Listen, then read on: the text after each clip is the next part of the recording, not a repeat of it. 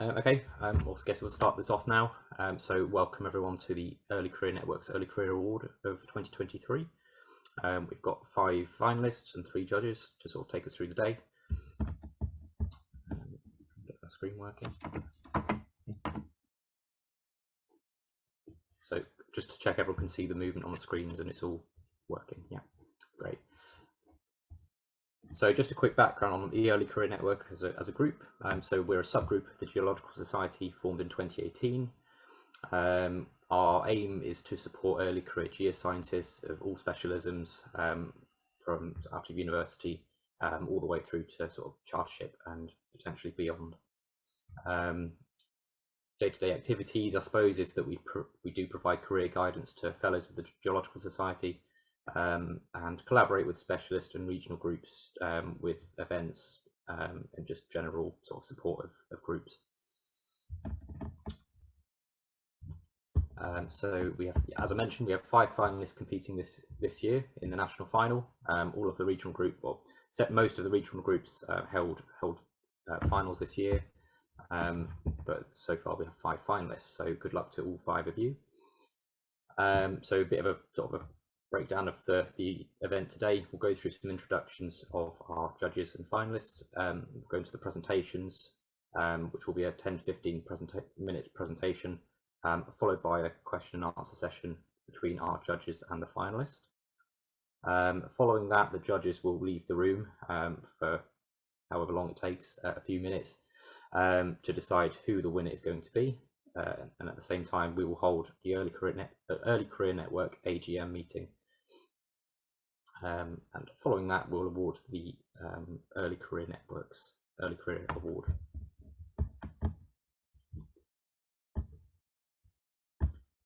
So I'm going to start taking us through introductions from the judges. So Ruth, are you in?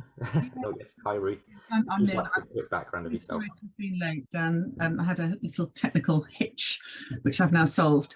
I'm really thrilled to be here to be one of the judges this afternoon. I'm an engineering geologist. I spent 38 years in consultancy, specialising in the design of mines and quarries. And over the years, I've developed a lot of experience and interest in stakeholder engagement and mediation. And now in semi-retirement, I'm principally working as a mediator, but I do have the odd consultancy project at the same time. Thank you very much. Moving on to Claire. Hi there. Yeah, thank you so much for inviting me to be a panelist this afternoon.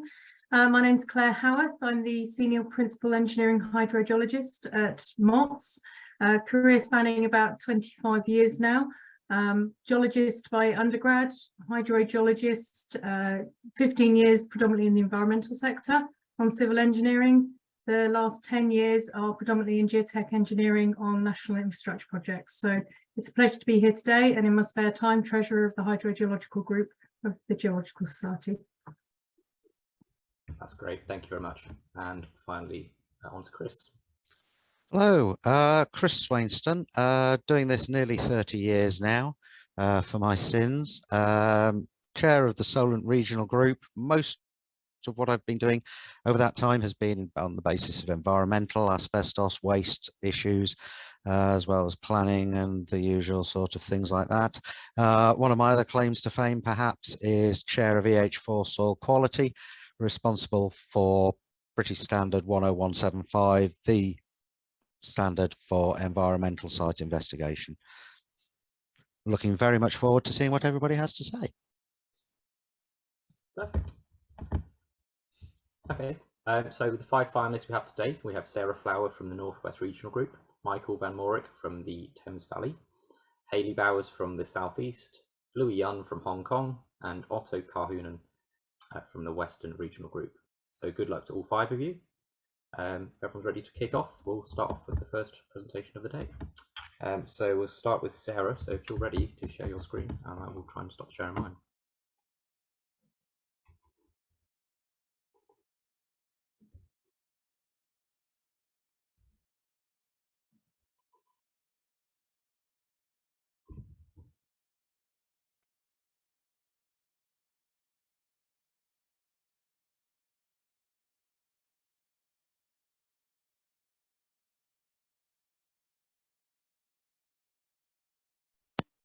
Sorry, can you hear me now?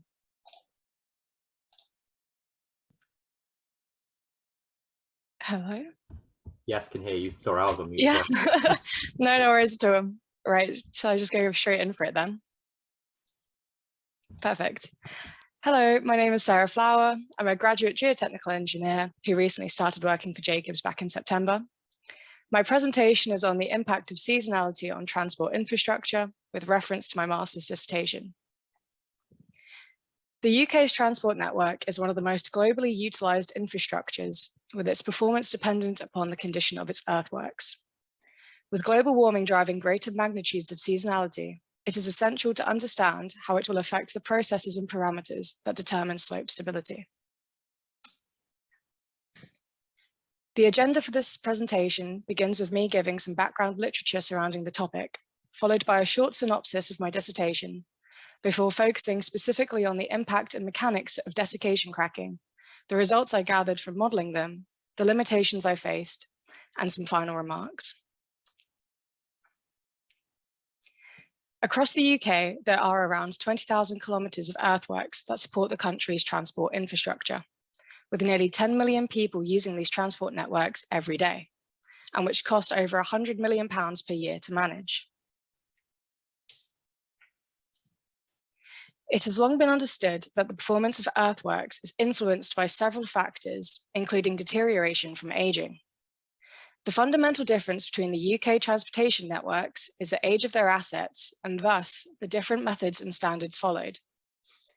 The majority of rail earthworks were constructed in the 1800s, whereas highways earthworks weren't constructed until the 1960s, meaning network rail's inherited assets are mostly over 150 years old in comparison to national highways, whose are around 60. As a result, Network Rail's assets were designed using empirical methods as the field of soil mechanics was not yet established, in a comparison to national highways whose earthworks were constructed using modern standards. However, many of these slopes are now reaching their design lives. The earthwork deterioration bathtub by Glenn Dinning clearly depicts how national highways' earthworks currently fall between the reliable and degenerating phase, with some now showing precursor indicators of failure and a small number beginning to fail each year. In contrast, Network Rail's inherited legacy earthworks are at a much later stage of deterioration. As asset management schemes and policies are continuously being updated, it is becoming asked more and more, how do we increase understanding of these long-term processes to predict earthwork deterioration rates? It is widely acknowledged that climate change will affect the processes and parameters that determine the stability of infrastructure slopes. However, there is still significant uncertainty in predicting these changes in the long term. The UK Climate Projections 2018, otherwise known as UKCP18, indicates that there will be a shift to a warmer climate with significant changes in the frequency and intensity of extreme weather events and seasonal patterns. As a result, this could alter the likelihood and severity of weather events, impacting the vulnerability of transport earthworks. Furthermore, this site vulnerability will differ as these changes in climate will vary regionally. The UK has already experienced several extreme weather events since 2009 that led to a rise in infrastructure slope failures. For example, the UK rail network experienced 150 failures in 2012 and 170 failures in 2013. However, it is important to recognise that this damage is only expected to worsen, with the rapidly changing climate further increasing slope failure susceptibility. Therefore, adaptation to forecast changes in climate conditions is now critical for asset owners, as climate controls accelerate earthwork deterioration, burden drainage systems, and increase the likelihood of critical coping thresholds being exceeded. Overall, 3 key factors impact earthwork stability: the age and thus construction of the asset, the composition of the asset, and increased degradation from climate change. All of these can compound and lead to failure. Therefore, the current issues for transport asset owners include variation and vulnerability for legacy versus modern assets and the different management strategies thus required, greater seasonality impacting slope hydrology through changing pore water pressures, and the differing material properties between cohesive, granular, and rock slopes leading to different levels of vulnerability. Currently, research is centered upon high plasticity materials due to them being most prone to failure from seasonal shrink swell in our current climate. However, there is more research to be done on other soils to understand if they could pose more problematic in the predicted future climate. My master's dissertation focused specifically on the impact of seasonality on medium plasticity mudstone cuttings with reference to National Highways' and Network Rails' assets, in which I was partnered with Mott MacDonald. My dissertation made me realize how different aspects could compound to affect slope stability. Specifically, how greater seasonal cycles affect pore water pressures, how slope geometry contributed towards failure, if desiccation would have a significant impact on slope failure, and whether a soil not as widely researched would display similar trends. Due to the time constraints of this presentation, I am only going to focus on the slope stability impacts of desiccation. Desiccation occurs in plastic materials. The influence of desiccation cracking on the stability of slopes has been well reported across various industries, including its contribution to the progressive deterioration of earthwork assets. High plasticity soils are more prone to desiccation as they contain higher proportions of clay minerals like smectite that absorb water and thus have greater volume change potential. Nevertheless, in the field, small volumetric strains are expected within nearly all clay soils, with even minor volumetric and shear strain changes impacting soil permeability and pore water pressure. This is due to changes in micro and macro scale fabric, which can lead to deformations such as crack formation. Despite this, there is still a lack of detailed field data and poorly developed methods to model the effects and processes of desiccation cracks. Furthermore, there is a severe lack of research involving medium and low plasticity materials. Desiccation cracks can develop as clay soils dry and shrink, dependent upon whether the tensile stresses at the time of shrinkage exceed the soil strength at any point. They provide preferential pathways that allow for easier water infiltration, effectively increasing hydraulic conductivity. Water enters the cracks directly via rainfall or by interception of runoff, which can elevate pore water pressures in the slope surface, as seen in the diagram. This typically occurs during continuous rainfall or storms, causing soil matrix suctions to decrease, thus reducing the shear strength of the soil and can lead to slope failure. Literature states that the infiltration capacity of cracked clay soil can be more than 2 times that of the same soil without cracks. Therefore, with a changing climate, it is essential to determine the exact relations between slope failure and climate change conditions. This understanding could significantly contribute to future designs, as well as appropriate remedial and management proposals. Crack geometry can change seasonally as a function of the soil water content.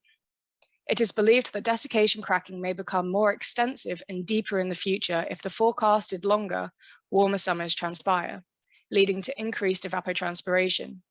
Resultantly, rising pore water pressures are expected due to increased infiltration rates via desiccation and the projected increase in precipitation. These seasonal pore pressure variations are expected to increase slope movement and the risk of shallow translational landslides.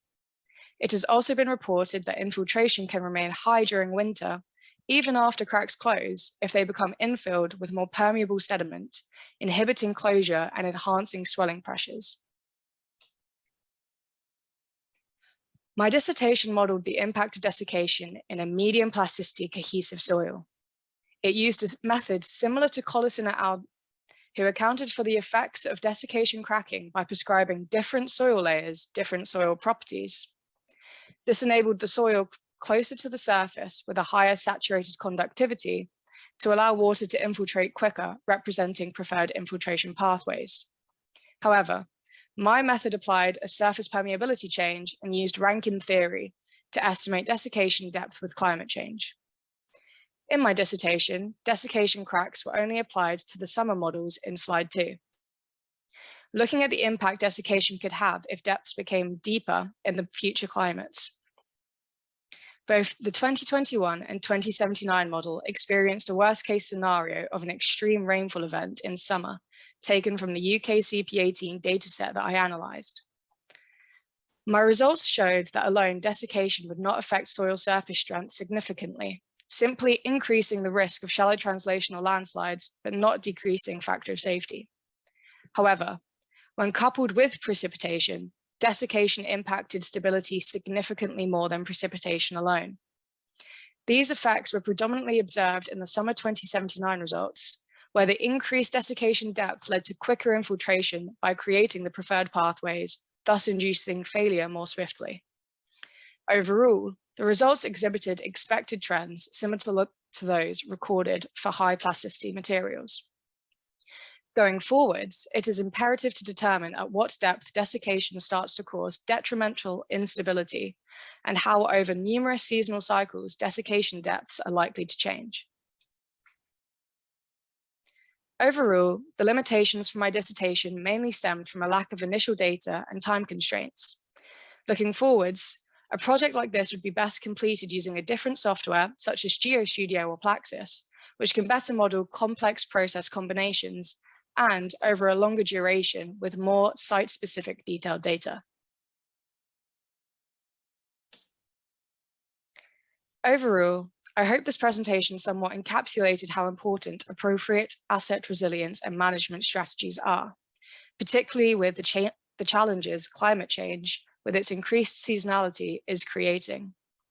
It is now more than ever in our best interest to start thinking how our infrastructure network is going to deteriorate and at what rate.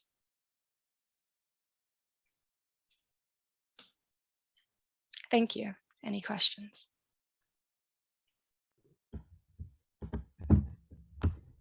Thank you very much, Sarah. That was great. I'm going to pass on to our judges now for a quick question and answer session. So, do you want to start with Ruth? Yeah, sure. Thank you very much, Sarah, for that fascinating presentation. I've got two related questions, and they relate to the Glendinning bathtub model. Yes. I wanted to ask whether that's entirely schematic or whether it's based on empirical observations. And if it's based on empirical observations, is there any sort of related quantitative or qualitative classification system that arises from the Glendinning bathtub? Well, actually, Glendinning was done in 2018, and there's a new paper come out by, I believe, Spike et al. In 2019, who's building upon it to do more like empirical. But it was more, they were looking at the deterioration rates and climate to see if there could become different pathways almost to increase the different rates that deterioration would occur. I think a few companies such as National Highways are starting to lend in their results as they're trying to do their management strategies to help towards this. But with the difference between Network Rail and National Highways being the legacy information being lost in comparison to National Highways, who obviously have a lot better monitoring management strategies, it's still quite difficult, I would say, to do long-term predictions on this. But I think it's a very good model to try and display a difficult and complex subject. So it's a conceptual framework rather than an expression of results which have been graphed to show. Yeah, exactly. Those results. But I from what you just said, I'm hearing that there may well be a move to building on that in the way that monitoring is carried out and planned and carried out. Yes. Thank you. Thank you very much. Thank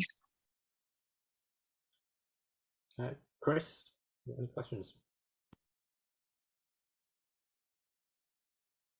Right. Sorry, I thought you'd be going to Claire next. Right. Two questions, really. Why should we actually be preserving this infrastructure? Why shouldn't we just be rebuilding it with an eye to future-proofing it? That would be a major hit on the economy. Trying to shut down aspects to that scale to build upon it would just be a massive loss to the economy, full stop. Like trying to get the resources out there, trying to get everyone together to do creates that magnitude. I don't think we're quite there just yet. I also believe that the management strategies that we could put forward could be really, really impactful. And I think it would be a waste of finances, to be honest.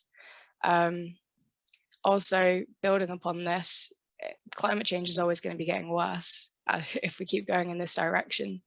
So even if we are building more assets to replace our old ones, what's to say that there isn't a specific change 50 years from now that asset that we've then created isn't going to live up to, and then we're just going to be back at square one all over again, trying to then figure out more resilience management strategies going forward. I think it's very much trying to get a core framework in with the constant challenges we are going to be facing.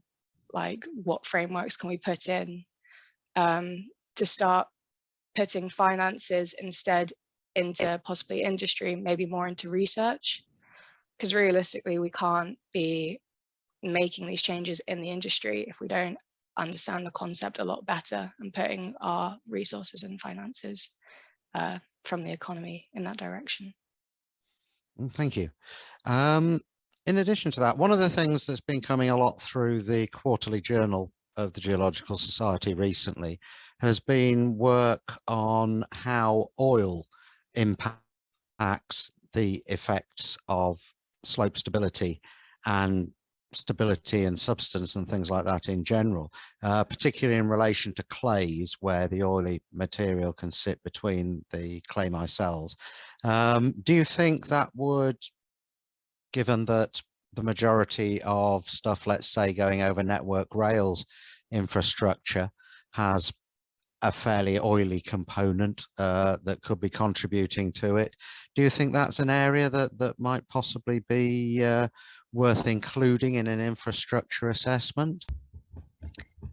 The first answer would be, I guess it depends upon which type of asset it is, whether it's an embankment or a cutting. Obviously, there's very different construction methods that have been put in place on how that would affect it.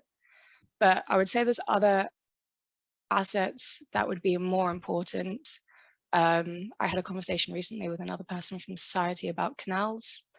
No one particularly thinks about them being one of the oldest infrastructures, and them also experiencing similar things to these transport networks. I think that would possibly be a best direction to go in. As for oil, I think more research again would possibly need to be done. Maybe it is a thing to go into, but I can't say that my extents would be much to cover the topic. Sorry. No, just wondering. Thank you very much. Thank you. Finally on to Claire. Hi, Dan. Do I have time for two questions or one? Yeah, let's try the two. Okay. Sarah, thank you. Really enjoyed your presentation. It's a subject very close to my heart, and a good kind of let's crystal ball from there. So I've got one technical question that kind of extends beyond, and a bit more that's an asset management one from there. So Right, I'll okay. start with the technical one. I mean, obviously your masters, you have to focus on one aspect. It's the desiccation aspect from there. But what's your view on the role of shorter winter months? Do you think we're going to see the full saturation of this progressive thickening or extension of a desiccation zone? Do you think we're going to get those saturated near surface conditions under climate change scenarios? I think it's going to be very interesting to see how it develops, specifically with vegetation. There's a lot of different complex process combinations that could occur. And obviously in the UK, we're very much out of sync with when our vegetation comes in summer in comparison to when our wetter months are supposedly in winter, which means that we have obviously greater variation. To depending on what there's a lot of different ideas that could spitball towards this, I guess, which is why there's a lot of different literature on it. One being, depending on what vegetation thrives and outcompetes, could mean that it could get a lot worse in winter, or it could just completely die out. We could have different habits of the plants changing, so the roots could be going deeper and actually drawing more water out more below the surface than towards more below, sorry, the slope than towards the surface as of current. So I think it would be not appropriate to completely rule out certain theories now, or to put all eggs in one basket per se. I would say it's very much run as many models as possible, start putting more resources into those areas and saying, actually, could this happen? Or will mechanisms change? Because we see that some geological properties, depending on the material, go one way or another. We're very much all in the habit of saying we expect it to behave in a certain way. But what's to say that those areas will become saturated as the material properties change with climate change? At what point will a medium plasticity material with climate change start showing more high plasticity traits? Has anyone looked into that to see what will happen? Will degradation just occur and actually saturation won't occur because the soil would have degraded? We won't have any soil moisture content. Actually, flooding will be our biggest issue because it won't be infiltrating the ground at all. So it'll be interesting to see, will we have higher plasticity materials, or will we just have degradation in total? Yeah. My follow-up question to it, you know, you've got an asset manager. We do have several very major asset managers in this country with limited budgets, limited components. If we're wishing to understand better the near surface, what monitoring would you be wanting to recommend to our asset owners that they start to invest in? Monitoring for the near surface for investment.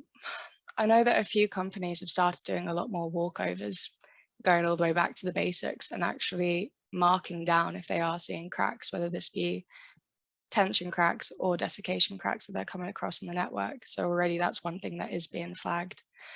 So my focus is on that first subsurface. The first subsurface. You know, we're trying to basically unpick the really tricky unsaturated zone that, when you come to the physics of it, is really complex, which is why it's not an easy thing to understand, but is a key core component of a lot of our own structure from there. Are there any monitoring and instrumentation sort of practices that actually we could start to encourage to try and gather some of that marvelous field data that might help us in the future understand? The simple answer is yes. And I know that there is, because there's a paper that explains multiple different ways when looking in the subsurface, from geophysics all the way through to just simple movement monitoring, depending on the scale. If I could reference those papers now, I would. For the specific ones, I can go. I know my dissertation, I did list off quite a few. I think it's from Yui et al, YWI, maybe, possibly, 2019, I want to say, that they condensed all of them into one paper, basically. And they spoke about how every single individual had done multiple different ways to look at it, but how a lot of them competed with each other and there wasn't one specific way. Maybe I would say, I think it's the iSmart project and a few of them that are looking at doing individual, like in the field assessments, they're specifically creating assets to then monitor for this purpose.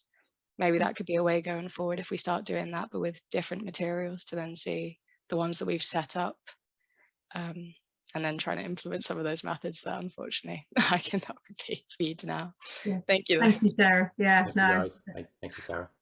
Okay, can we move on to Mikey, please? Are you around and ready to go?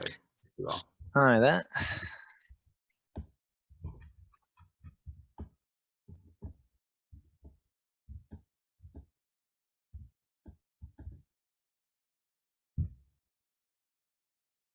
Can you see this?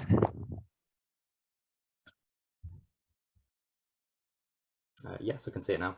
Okay, I'll just offer an apology to begin with. I'm doing site work at the moment and I've had to pop into a pub to give this. If there's any background noise, apologies in advance. But I'll get started. So my name is Michael van Marek. I currently work for Stantec as a hydrogeologist. And my talk is called Field Hydrogeology Across the Indian Ocean, and we'll compare the drilling techniques from 2 different countries, in this case, Australia and Madagascar. So just to give you a kind of overview, I began my career in Western Australia, where I spent 3 years working for a mining consultancy called SRK. And here I trained as a hydrogeologist, specializing in drilling and groundwater sampling. After this, I moved to Madagascar for a year and volunteered for an NGO called Feedback Madagascar, and was able to use the drilling knowledge I'd acquired in Australia to help with the drilling programs in Madagascar. So this talk kind of gives a bit of an overview of the different drilling methods in each country and compares the challenges and benefits of each one and the observations that I came across. So to begin with Australia. So why were we drilling in Australia? What we were doing? Well, mostly it was to drill monitoring bores for the mining industry. And this would be primarily to monitor water quality to ensure that mining activity wasn't contaminating the surrounding groundwater. But it was also to drill production bores as well. So this could be kind of water supply bores for mining camps, but also for ore processing as well, which uses a lot of water. We also had dewatering bores, which would act to lower the water level and allow mining pits to be dug deeper.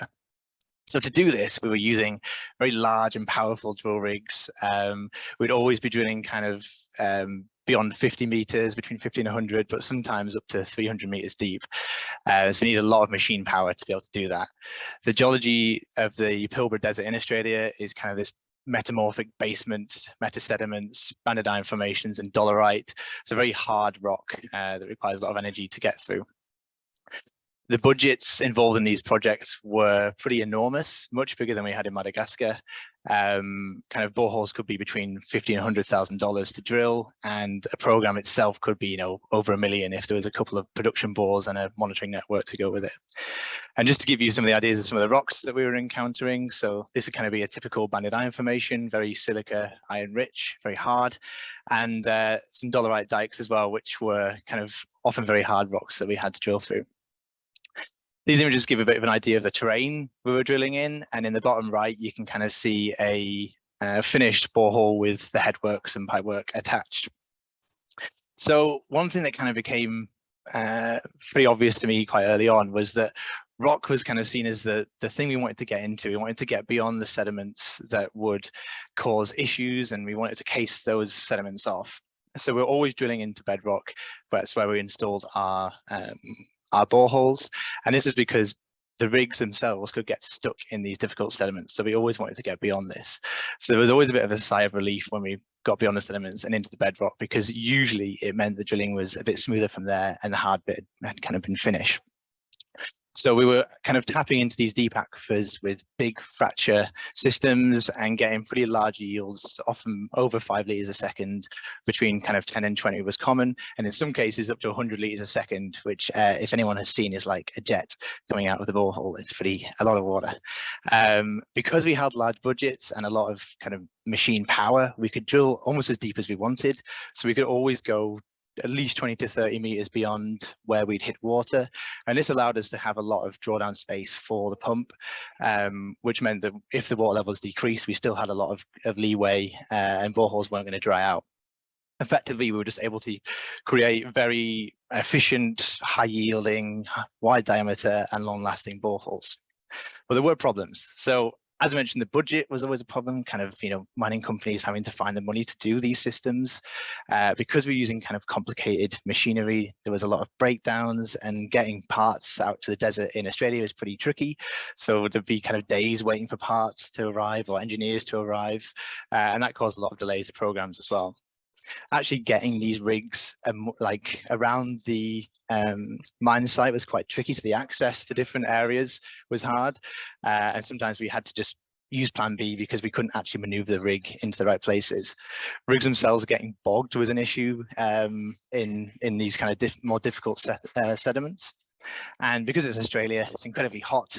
In the summer, it was pretty much always over 40 degrees and up to 50 degrees in some cases, which causes health and safety issues and generally just makes people pretty cranky, which isn't great. For me personally, the flies were a massive nightmare. Snakes were pretty deadly, but at least they hid away, whereas the flies were everywhere and all over you all the time. But the worst thing was this plant called Spinifex, which it looks quite nice, looks like a nice grass, but it is incredibly spiky, gets in your trousers, and once caused me an infection. And as you can see, it is everywhere, so you have to look out for it. Now, moving on to Madagascar.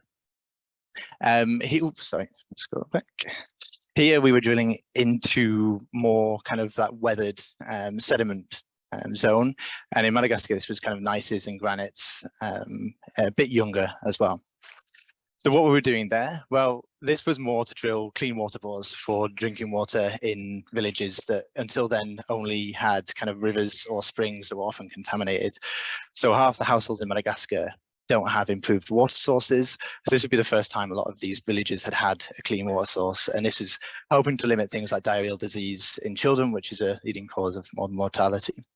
So the places that we were working were in very difficult to reach areas, often 5 hours walk from the nearest road, and we had to cross rivers to get there. As a result, we couldn't use machines, even if we could afford them. We had to carry everything in with us, which is why we used manual drilling techniques, which weren't as strong, but they were very versatile and flexible and were very adaptable to the project at hand. The pumps themselves that we used were manual too, and this is because, again, they didn't use fuel, a child can use them, they last a long time, and they can still bring water up from 10 to 20 meters. So it was ideal for this kind of area. The budgets for these projects were way lower than they were in Australia. £2,000 per borehole was pretty common and the average. And as a result, we had to rely on stakeholders and people living in the village to help out and kind of help bring water to the drillers and generally just kind of muck in. And it was much more of a team effort. And this helped the boreholes last a lot longer when we set up committees as well. So these images will give you an idea of some of the terrain we had to cross. And as you can see, we had to carry everything with us as we went. And in the bottom right, you can see a finished version of the Kanzi pump, which is the manual one installed. So one thing that became very obvious in Madagascar was that rock was the enemy. We hated rock because when we hit rock, bedrock, or big boulders, it meant the borehole had to stop. And if we hadn't hit enough water by then, it was a failed borehole and we had to try again. So we're really relying on those shallow aquifers in these superficial deposits, which meant they were often boreholes between 10 and 20 meters. 25, I think, was the deepest we had, and much lower yields of only up to 1 litre a second, and sometimes less. Because they were in these shallow aquifers, there was much more kind of prone to contamination from pit latrines, as shown here, if they were nearby, or pesticides from the rice paddies around the borehole. Because we couldn't go very deep, we're also very limited with the drawdown space.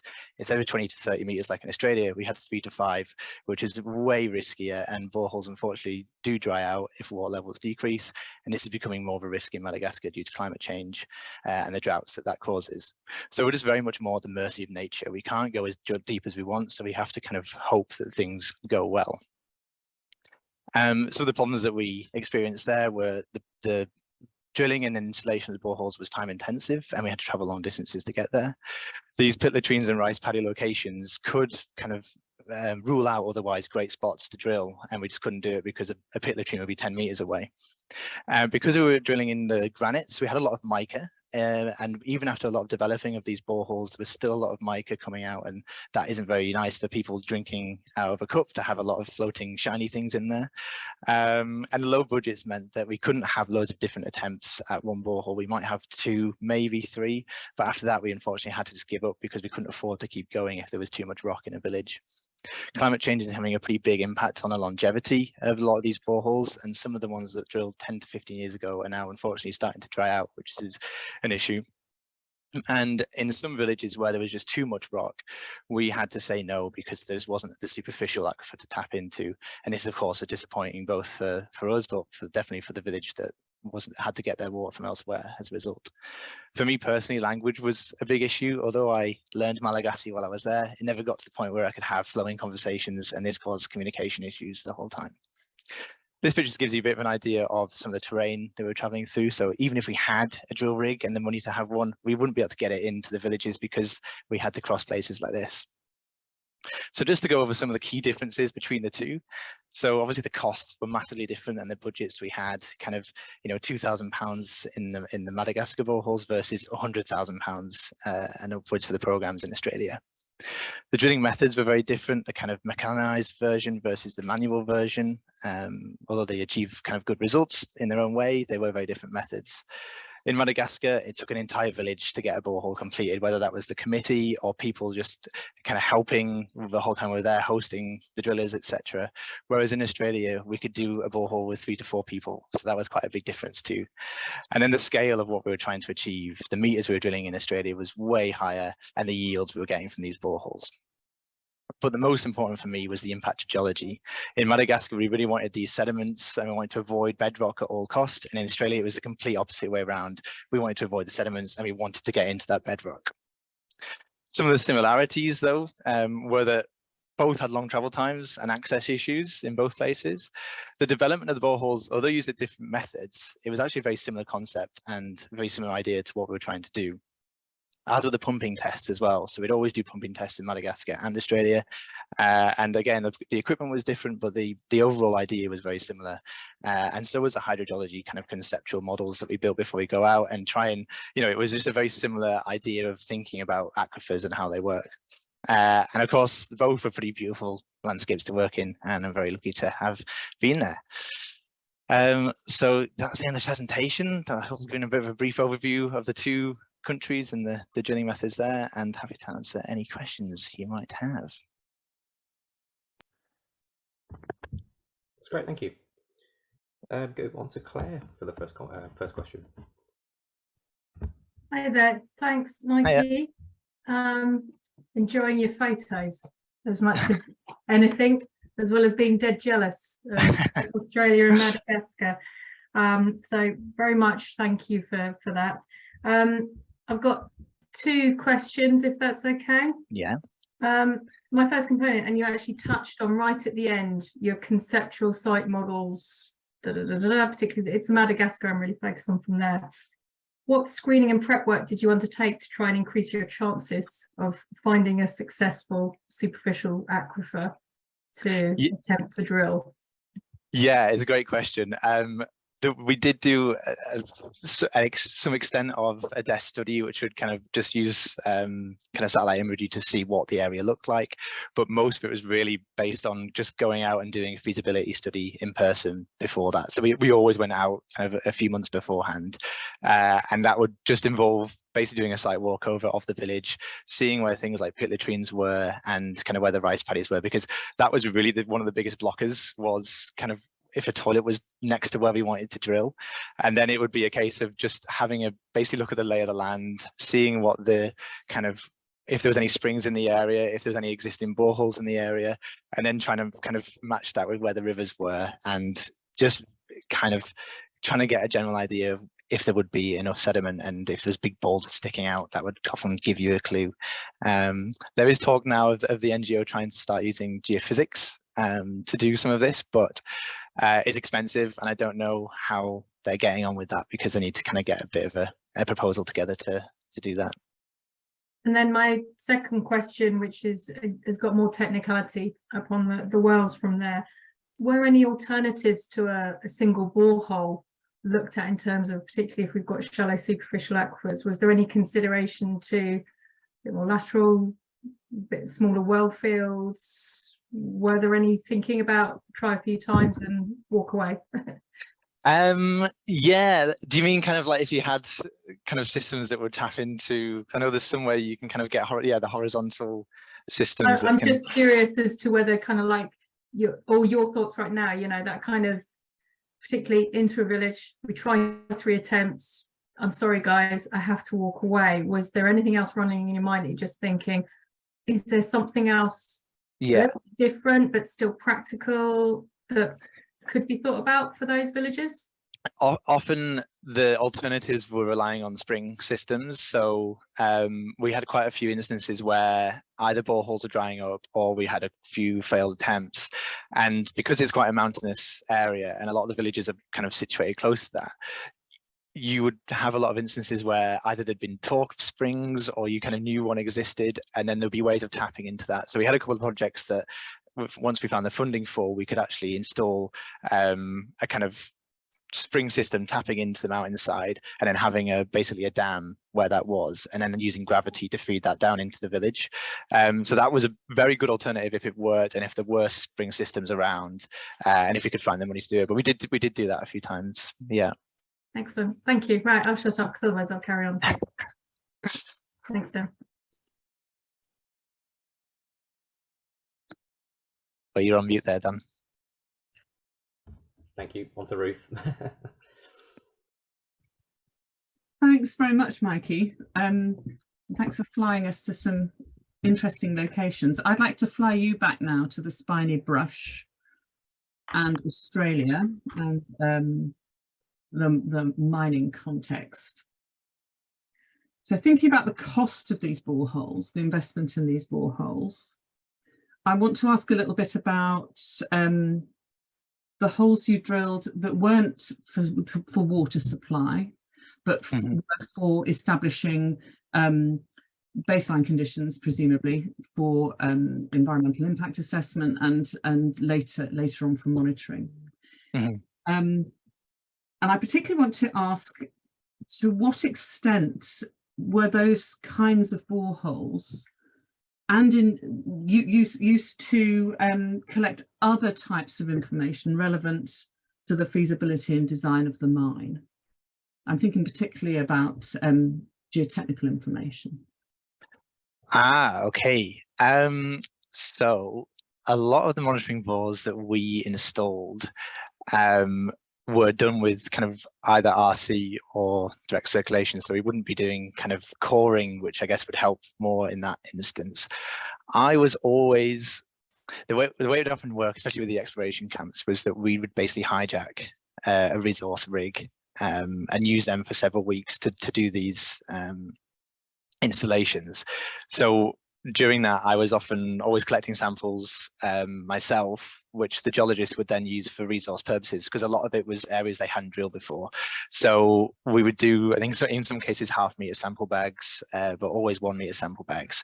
And then they would do assay results on those as well. So in terms of the actual resource side of it, they would be getting data from that when requested. A lot of them that didn't happen with, because there just wasn't that kind of communication between the geotechs and the resource group and us and the hydrogeology group. So it would be a case of just going and using the rig for what we needed to. In terms of the geotechnical, the short answer is no. There wasn't really much crossover in the data we were kind of able to hand over to them. All the fracture systems, especially when we were kind of doing the dewatering boreholes, which were very close to the mine pits, they did request we would log the fracture systems quite well whenever we hit faults, etc. So that data would be given over to them. And in some cases, that the one that was 300 meters deep and 100 liters a second was a dewatering bore, and that hits massive fractures, kind of a lot deeper than they had drilled in that area before. So that was of interest to them, to kind of know where we'd intersected it in those boreholes, to try and match that up with where they'd intersected it in the pit. Okay, no, that's helpful, thank you. I noticed that you referred to casing off the superficials and being quite relieved when you'd got through the superficials. And I'm guessing that your colleagues in the resource evaluation teams were similarly very relieved when they got their boreholes through the superficials. What do you think are the disadvantages of powering your way through superficial materials when you're designing an open pit mine? I guess if you power through and you don't kind of get the information for that, you're going to lose that data from that first superficial section, which later on all that data helps in terms of kind of that initial kind of creation of that open pit mine. And I guess any kind of you could use data to get kind of I guess compression data or kind of the strength data from that. So you are definitely missing that. We were always using down the hole hammer techniques. So I guess that is a missed opportunity, but then at the same time, when we kind of did talk about coring or kind of trying to marry the two together to get to kind of so that both teams would benefit from the borehole, it was just kind of the budget, I guess, wasn't there to do that. And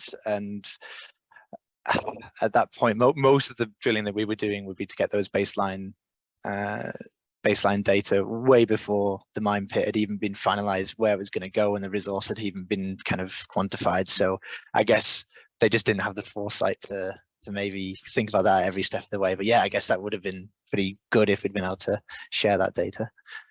Yeah. Oh, that's great. Thank you very much. Chris, just one question from you, if that's okay. Yeah, well, I was going to just think about Ruth's question and sustainability.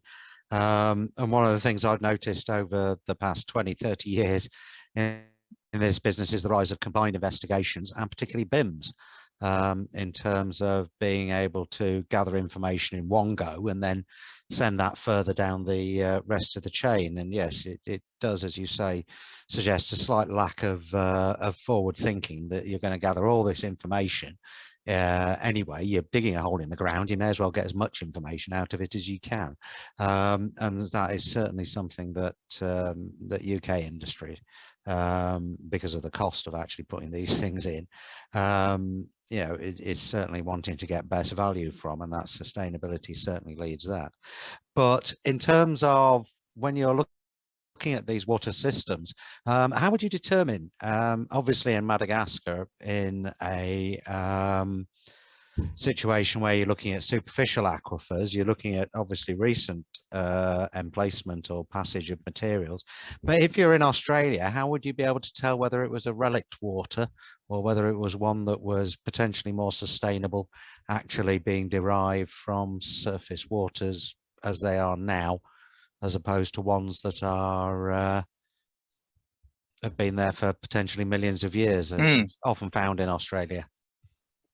Yeah, good question. I mean, I guess in the field in real time, you'd rely on kind of the salinity of those waters and kind of the environmental conductivity of that, and usually that kind of, you generally get slightly higher conductivity with those older waters. Not always, but that was a kind of way of thinking about the kind of how fresh that kind of recharge was.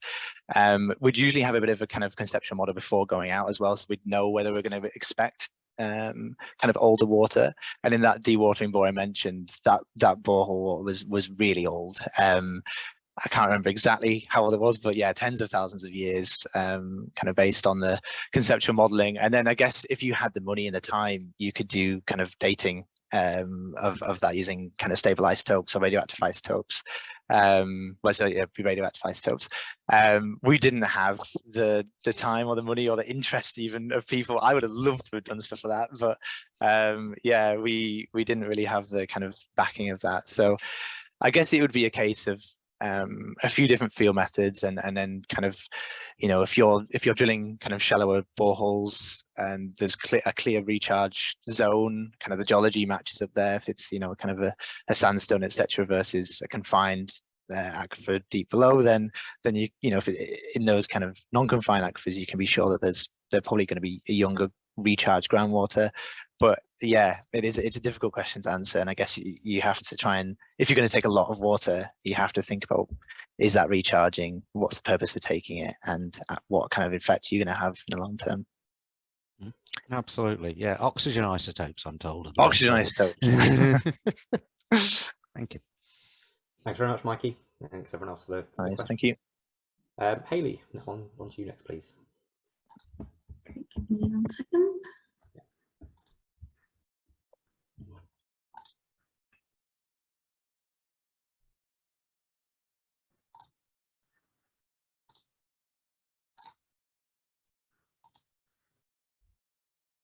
Is everybody able to see that?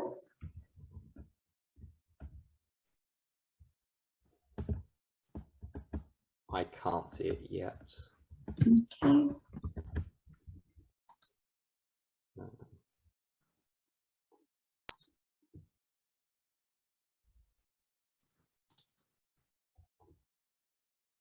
Yeah, that's better, I think. Let's try again. Is that clear? Yeah, that's better.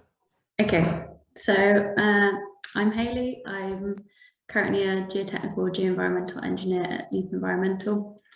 Been with them for about 5.5 years now. So the topic of my presentation is the importance of a detailed conceptual site model, which is applied to drift deposits over the new pit chalk formation.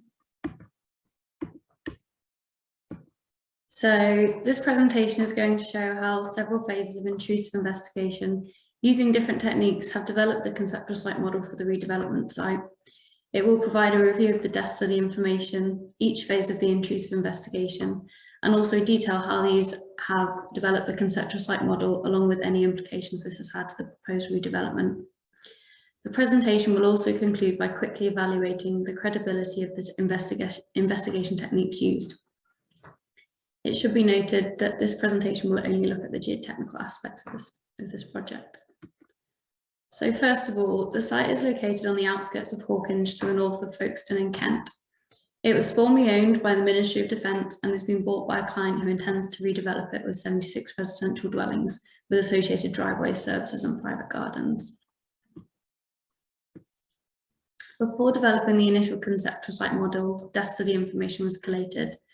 So the site was found to be underlain by 2 superficial deposits. We had head deposits along the western boundary and clay with flints deposits over the remainder of the site. Underlying this, the new pit chalk formation, part of the middle chalk, was mapped. Borehole records indicated that groundwater is anticipated to be between 80 and 90 metres below ground level. And the site is at risk of solution features being present, not only because of the geology, but because 6 solution pipes were mapped 687 metres to the northeast, and some unspecified pits were also mapped 238 metres north. For further context, the site was previously agricultural land, and between 1938 and 1958 it was used by the RAF as an officers' mess, whereby training and accommodation blocks were present. In 2003, these buildings were demolished. So Leap also had access to a previous report. Ground conditions were recorded to comprise a maximum of 300 millimetres of topsoil. Underlying this, there was localised made ground to less than 1 metre, but in some locations this was greater than 2 metres. Sandy clay and clayey sand was recorded up to a maximum of 4 metres thick, with localised soft and loose soil zones present. You can see these in the table on the right. Underlying the superficial deposit, structureless and structured chalk was generally recorded below 2 metres, but was sometimes shallower. No groundwater was recorded within their 15-metre borehole. So from collection of this information, we were able to draw up an initial conceptual site model. The above image does show this. It's very arbitrary, but you do have sort of a visual idea of what's going on, along with the risk of solution features. So as I mentioned, one of the key risks highlighted in the conceptual site model was the risk of solution features being present. So these generally occur where slightly acidic surface water or groundwater dissolves the calcium carbonate along discontinuities or joints in the chalk. They're more common along geological boundaries where surface water runoff from the impermeable soils meets more permeable underlying geology. They're often generally infilled with soft and loose soils and can be visible at ground level due to surface depressions, although this might be masked by overlying superficial deposits. They also may lie dormant for many years and are generally reactivated by the introduction of water from, for example, a leaking drain or borehole soakaway. Leap's first phase of intrusive investigation. This comprised 16 3-metre deep windlass boreholes, 30 trial pits up to 3.3 metres deep, and 3 cable percussion boreholes to 20 metres deep. Ground conditions from this phase were very similar to what was recorded previously, with depth of superficial deposits varying between 0.5 and 3 metres, and the depth to the chalk, whether they're structureless or structured, varied between 1 metre deep and 3.3 metre deep. So the use of SPT results were very handy in that they gave us an identification of soft and loose stones. In cohesive soils, SVTs of less than 4 were used to show soft zones, and in granular deposits, SVTs of 10 or less. For the chalk, we used a nominal value of 5 to show where low strength chalk may be present. So from this, we could create some cross sections. The cross sections confirmed, as we originally thought, that the depth of chalk was variable across the site. You can see the depth of chalk highlighted in green on the cross section here. So a second cross section line shows that the depth to chalk varies significantly again. At this stage, we're unsure whether this represented the karstic weathering pattern of chalk or the presence of solution features. The results of these findings meant that 2 foundation options were given for the site. Where soft and loose soils or low strength chalk were absent, then shallow strip foundations below about 1 metre were recommended, and bearing capacities of greater than 100 kPa were recommended. However, where soft and loose soils were located, then CFA piles were recommended. So in order to find out which plots were suitable for strip foundations and which were required to be piled, the areas of soft or loose soils and underlying the proposed residential properties were assessed during 2 phases of dynamic probing. A total of 222 probes were located on the corners of residential plots, and a 10-metre buffer zone was implemented either side of the high V cable for health and safety precautions. So how did we interpret these results?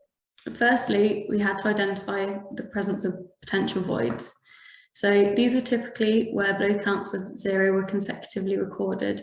As you can see on the log to the right, between 3.4 and 4.2 metres, there are consecutive blows of 0, and a void was potentially identified. Across the site, a total of 17 voids were recorded. And the second phase of interpretation involved identifying the presence of soft and loose zones. Given that the site was predominantly clay over chalk, the probe results were correlated into shear strengths. The above table presents the locations of all the soft and loose soils present across the site. As you can see, some of these are extensive and to depths that would typically exceed the bulbar pressure under a strip foundation. So on completion of the first phase of dynamic probing, I was able to provide a foundation options plan for the client. The plots highlighted in purple suggest where piles should be implemented due to the presence of soft and loose soils or voids within at least 1 probe on each plot.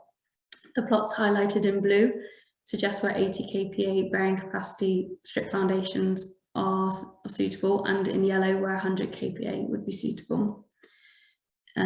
Plots that hadn't been probed were recommended to be piled just to maintain conservatism.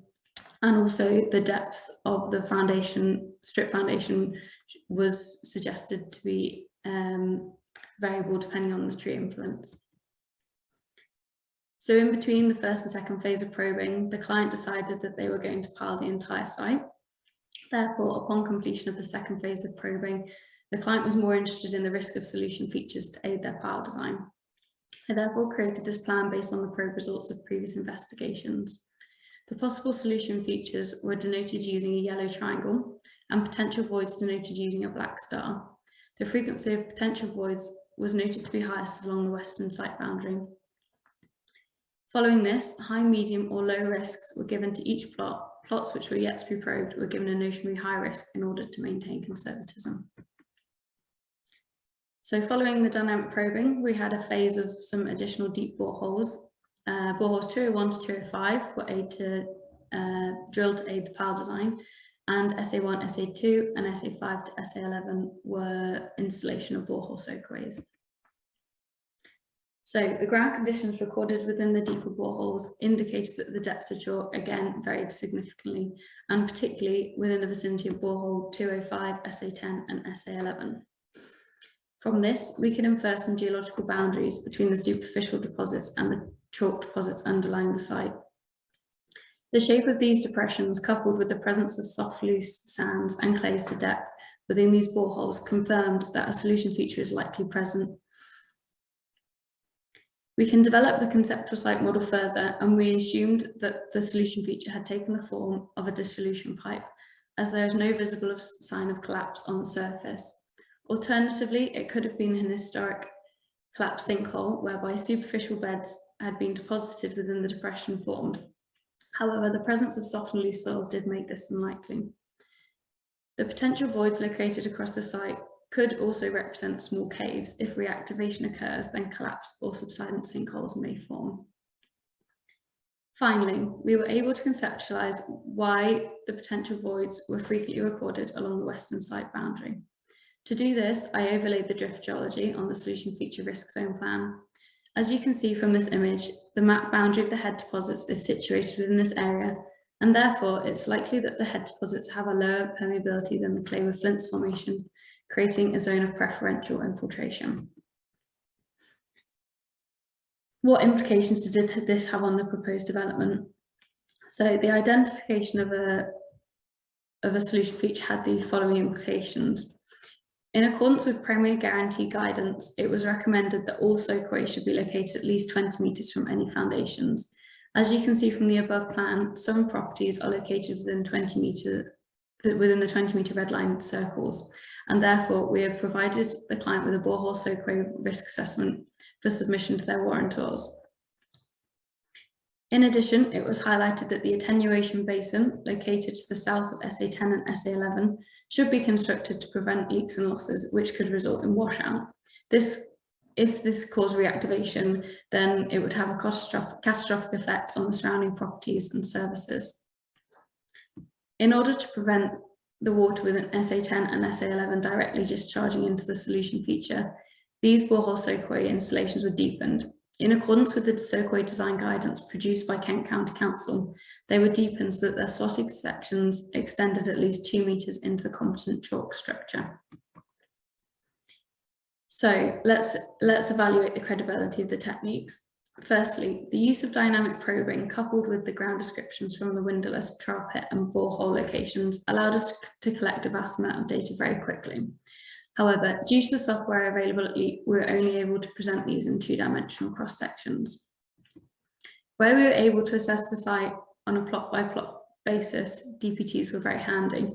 However, the DPTs only gave us an indication of the ground conditions, and ideally CPTs could have been used to provide more accurate data. They would have been able to confirm the presence of voids through collection of geotechnical parameters like friction ratio and unit density. The dynamic probes allowed us to collect vertically continuous data. However, the data did remain semi-continuous on a lateral orientation. The use of geophysical surveys could have helped gain a better picture of the ground conditions laterally across the site. Due to the shallower depth of structureless chalk recorded within the trowel pits, this could be safely graded in accordance with Syria C574. However, due to the use of cable percussion boreholes to get to depth, the structured chalk could not be classified in accordance with Syria. The downsides of these techniques were predominantly a factor of the budgets imposed by the client. So this presentation has shown that the development of a detailed conceptual site model is critical for interpreting sites that are at risk of solution features being present. Each phase of investigation provided us with more information that allowed us to refine the model and conclude that at least one solution feature is present underlying the site. We have now recommended to the client that in accordance with Premier Guarantee guidance that a CPT is completed at each pile location. That's the end of my presentation. Thank you. That's great. Thank you very much, Hayley. Chris, start with you, please. Yes, certainly. First thing I would just say, noting as a comment, you've used the classic diagrams on there. Always a good plan, particularly if you're giving a presentation to fellow younger students and so forth. If you actually put a reference on there so that they can then go and look for where that reference for that very, very useful diagram that we all use actually comes from. So that's just a point to make on that one. In terms of the reliance, you said you had a desk study previously with information on it. What sort of reliance should you be placing on that information professionally? Obviously, we took it with some caution. We did fortunately have the EnviroCheck report for that. obviously there might have been some updates to the environment check report between the time that it was produced and when we needed it. It was definitely taken with caution, and that's why we undertook a detailed site investigation ourselves to make sure that the information in that desk study was as we thought. Right. So I actually meant in terms of legal reliance. So if any of that data was subsequently found to be completely wrong, you would then have some comeback on the people who'd supplied that original data. So was your client the person who'd requested the information that had previously been done that was then sent on to yourselves to look at, or did it come from a third party?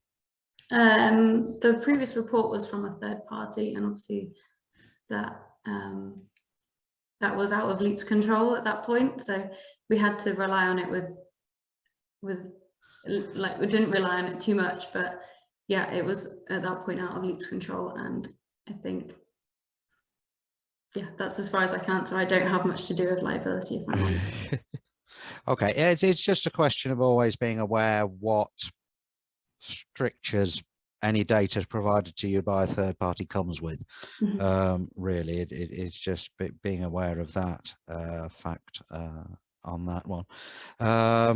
Sorry, and I think that's it then. Just because we need to keep time a little bit on this one. Yep. Can I move on to Ruth, please? Yeah, thank you very much, Hayley.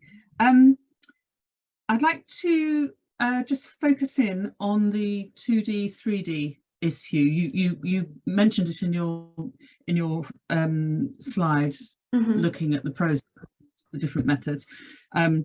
What the question I was going to ask is, would geophysics have helped you? And you answered that question for me by saying, yes, it might have done. But I wonder whether, given that depth to the chalk bedrock is probably your most reliable piece of information in all of the historic investigations and your own investigation, did you attempt any contouring of the rock head? No, we didn't do contouring of the rock head, to be honest. In hindsight, yeah, it would have been a very valuable thing to have done. I think time restraints imposed by our quote didn't give us the time, and also, as I said, we don't currently have the technology to quickly and easily do that.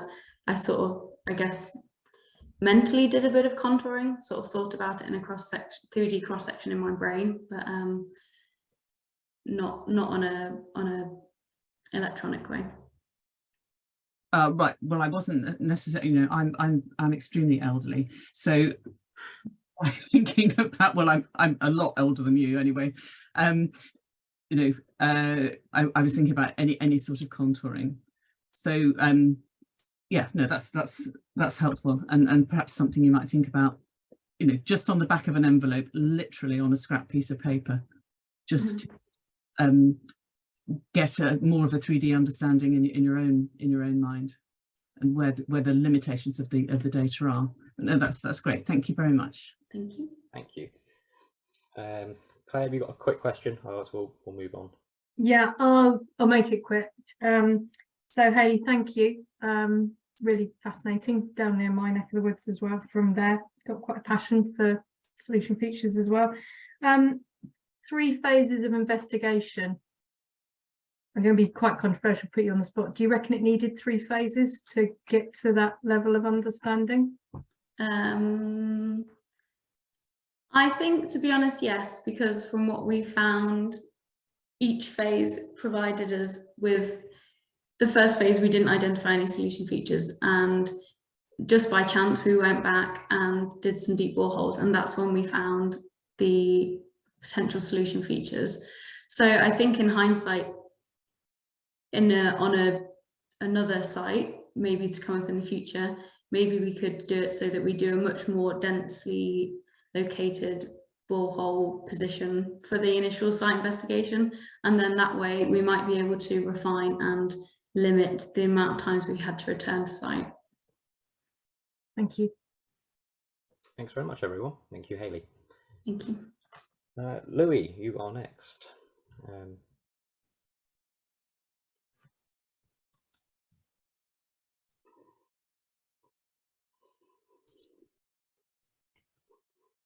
Oh, hello. Right. So yeah, I can see your screen, I can hear you, so whenever you're ready.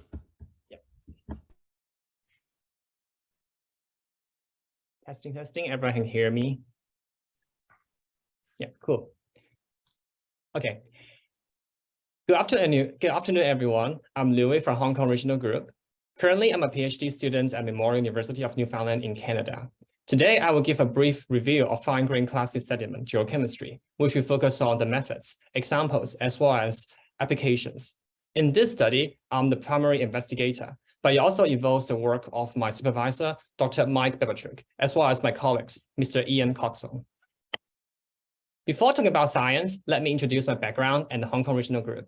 I completed my bachelor degree in geology and earth system science at the University of Hong Kong in 2019. Then I pursued my master's degree in geoscience at University College London. After graduation, I worked in geotechnical consultancy for 2 years in Hong Kong during the time of pandemic. Sorry, Louis, just so you're aware, you can see your notes as well. Could you possibly change the view just so you'll make the slide a bit bigger so we can see it? Oh yeah, cool. Maybe it's a swap. Is it better now? That's better, thank you. Yeah.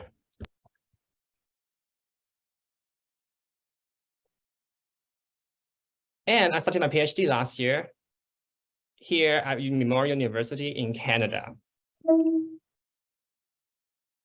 Hong Kong Regional Group is the only regional group of GSL outside of the UK. I have actively participated in the activities of Hong Kong Regional Group since I was an undergrad. I have attended many seminars, talks, and even field trips back in time in Hong Kong. As a young geologist, I learned a lot from my Hong Kong fellows and met a lot of new friends who are passionate towards earth sciences and geology.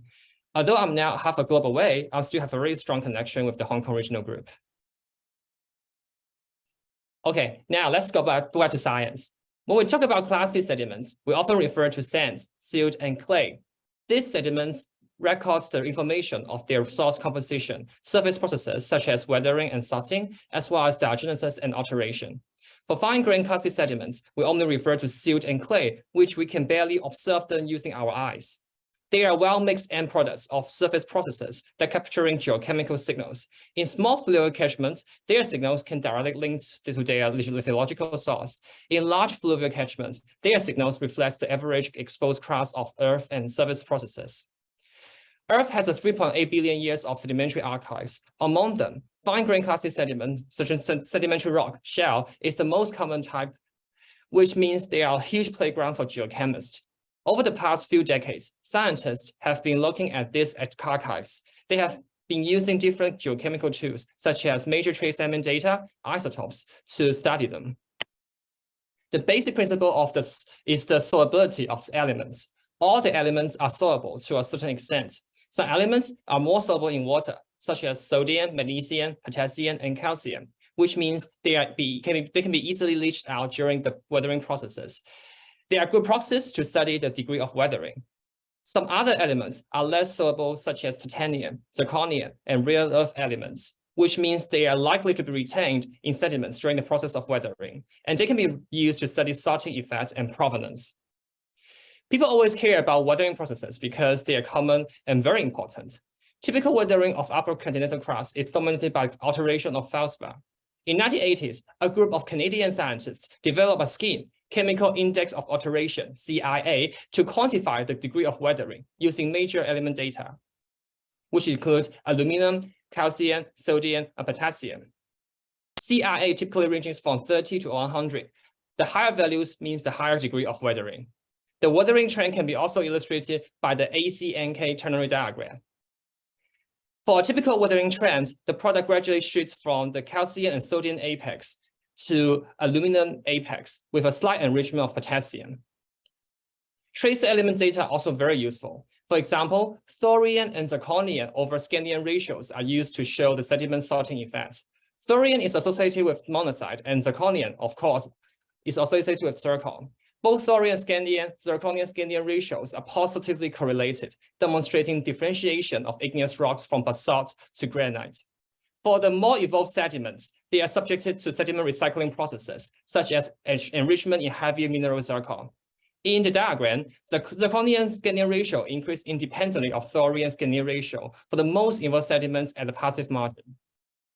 Trace element data can tell us the origin of classic sediments. For example, we can use neodymium isotopes, which represent the average age of sediment origins, and thorium-scandium ratio, the igneous differentiation, to determine the source rock geology. In a similar sense, lanthanum-thorium versus hafnium ratio of classic sediments can use for determining depositional environment.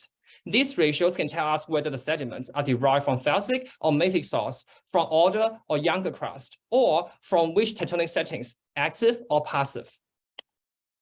Crustal composition changes through time, which means what we have today is different from millions to billion years ago. It is also affected by some trace element ratios. Thorium and lanthanum, they are incompatible elements known as lithophiles, are enriched in more evolved crust. The Archean sediments, highlighted by red, are kind of depleted in these two elements. However, the post-Archean sediments are gradually more enriched in thorium and lanthanum. This means the crust become more and more felsic over time. On the other side, chromium and nickel are concentrating in ultramafic minerals such as olivine, pyroxene. And the Archean sediments, highlighted in green, are more enriched in these two elements instead. This might explain by the greater amounts of basalt and komatiites existed in Earth crust back in the Archean time. Mother Nature has done a great job helping us separate ancient classic sediments. We have sandstone, siltstone, mudstone, or shells sorted by various surface processes. However, for modern sediments, they are usually poorly sorted. We need to separate them into sand, silt, and clay manually by ourselves. Here are the stages we need to go through and process the samples. When we have bulk samples collected from the field, we firstly crush or sieve them. Then we need to conduct chemical pretreatments to remove some unwanted materials. Next, we do the actual separation of clay and silt. After that, we digest or decompose the samples using acids. And finally, we conduct detailed petrographic and geochemical analysis. Among these stages, chemical pretreatments and clay silt separation are the most important stages. Samples are easily contaminated or even destroyed in these stages, which they greatly affect the quality and accuracy of the results. I will go into details in a few slides. There are three types of materials we don't want to see in the analysis: carbonate, iron manganese oxide, and organic materials. The presence of these materials in samples may lead to non-ideal results by imposing interference, particularly in X-ray analysis. They also cement clay particles and inhibit dispersion to make the clay separation more difficult. Most importantly, we want to isolate original clay composition free of other mineral influence. For instance, we want to keep orthogenic carbonate rather than secondary carbonate. Here we come to the separation of clay and silt. We can make use of density difference between clay and silt, as well as the Stokes law. Using the equation and inputting several parameters, we can calculate the settling time of silt particles by centrifugation. Theoretically, once silt particles is settled at the bottom of centrifuge bottle, the supernatant only contain clay suspension. We can then use pipette to transfer clay suspension to another container. This procedure may need to repeat 4 to 5 times to ensure we scavenge clay particles from samples as much as possible. Flocculation occurs in clay particles due to their electric charges. To prevent this, some studies have suggested the use of dispersing agent, sodium potassium phosphate. With addition to dispersing agent, there will be a better suspension stability. Then we can separate clay and silt particles more easily using centrifugation. However, the agent is difficult to wash away. This will impose a side effect as reflected by the elevation of sodium and potassium concentration of the sample artificially. This means we need to consider the use of dispersing agent and interpret the results very carefully. Here's an example from recent study by Thorpe and Horswit in 2020. In their major element results, it does show a trend of terrestrial basalt weathering on ternary diagram. Coarser modern sediments have lower values of CIA, and finer Asian sediments have higher values. However, we can see there's a significant elevated potassium concentration compared with the typical basalt weathering trend. It might be caused by the using of dispersing agent, potassium phosphate, that artificially changed the original composition. This is an example to show how sample treatment method impacts the geochemical results and why we should be very careful. And now let's talk about what I'm doing for my project. My research is also focusing on small-scale source rock catchments, which include ultramafic and felsic catchments. The idea is to compare classic sediment geochemistry of these two end members and to focus on sediment generation and transport effects. More importantly, the study aims to examine changes in both major and trace sediment patterns during sediment fractionation and transport processes. For example, absorptions to minerals and mineral-specific weathering. And I believe the work helped constrain interpretation of sediment rock signatures. Luckily, we have a very diverse geology here in Newfoundland. We have ultramafic periodicite, basically Earth's mantle, at the world-famous Grossmore National Park at West Coast. We also have granitic terrain of St. Lawrence granites in Bering Peninsula at the south. My team collected Class D sediment samples from river and streams in these two field areas last summer. We want to look at both elemental and mineralogical data for these fine-grained Class D sediments.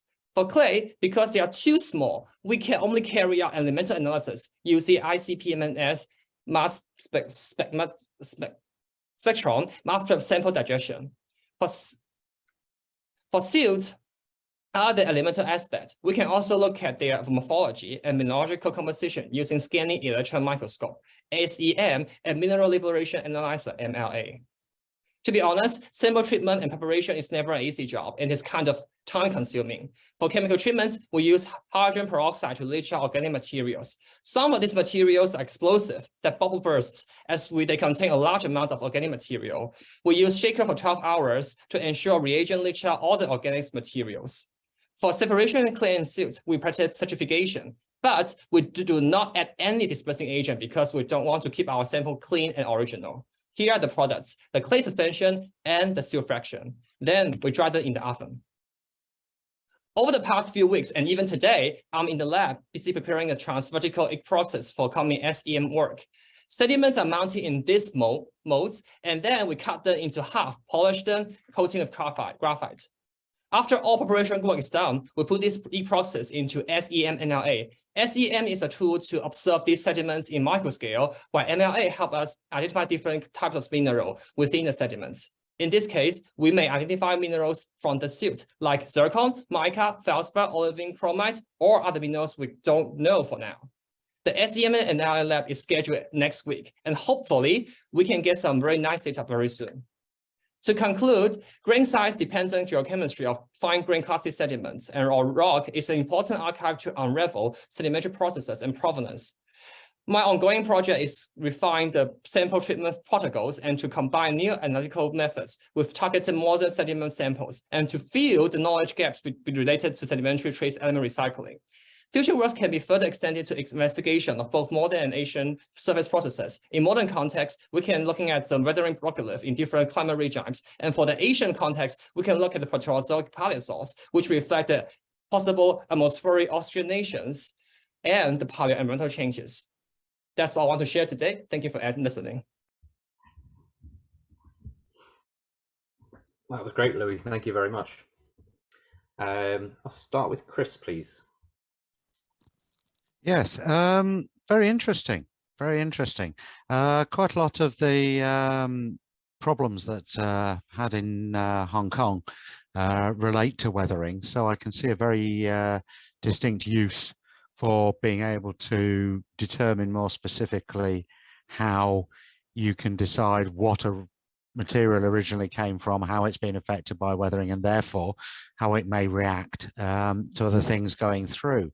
So first question would be really, are there any ISO standards that relate to any of the particular parts of your methodology, and was looking at them useful to have an idea of maintaining consistency in the way you were acquiring results? Well, actually, many scientists have done many works on trying to develop protocols for different kinds of sediments. The problem we encounter right now is how to preserve the original chemical composition. As I mentioned before, many people will add the dispersing agents when they do the clay silt separation, but this would actually really contaminate our samples. And now I'm trying to not to use this kind of samples and just purely using the pure water to separate the samples. And the thing is, right now, we don't really have a standard to how to process the samples. And the thing I'm doing now is actually trying to develop protocols for the sediments, especially for fluvial sediments, and see how we can do to make it more precise and better in the later stage of analysis. Thank you. On to Claire. Thank you. Hi, Louis. Thank you so much. I was trying to keep track of it. I must admit that took me back to my university days from there. My question, and forgive me not being as advanced a scientist from there, from the results post-analysis, are there any ways in which you can identify and remove the preparation influence? Have you had results? Do you just ignore a certain set of results and go, they've been impacted by the preparation? Or are you able to do anything with those results to remove preparation influences and use the data? Well, actually now we don't have any preliminary data because my lab is scheduled next week actually. But now I'm trying to do the comparative study. So actually this, like, so the SF, for example, in AGM, so this is the sample we coated with the graphite. We also mix with graphite to increase the conductivity in the AGM.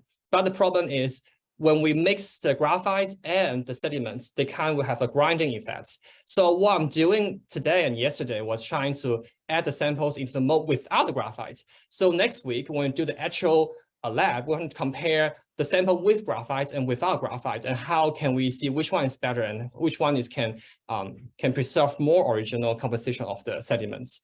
Another thing is about the sample treatments, because usually people also remove the oxides from the samples. For me, we didn't remove the oxides from the samples because we want to see what's happening if we don't remove these kind of materials, and how it can differ from the, like, if we remove all of it. So this is kind of like quality control and quality assurance when we are doing. So the result, we don't have result for now, but I believe we have some result in the coming weeks. Yeah. Thank you. Ruth. Yeah, thank you. That was a great insight, I thought, into your geochemical research and, you know, the difficulties and the techniques that you use. What I wanted to ask is, in addition to the link to between weathering and the source material and so on, how is this scientific knowledge you're contributing to or important in other practical applications? Yeah, also think about this because I'm from Hong Kong, so we have an extensive weathering profile. So in Hong Kong, we classify the weathering profile by grades, by the physical and mechanical properties of soil and clay. So what I'm thinking is maybe after we develop protocols, we can apply this technology into the weathering profiles. So we can actually separate the clay and silt from the weathering profile. So other than the physical and mechanical properties, we can give more insights in geochemical properties of these weathering profiles. Also, from the mining aspects, so because we are detecting the ultra low level of trace elements, so in this way, so we can try to collect some river sediments, so to see if we have any mineral ore deposits nearby.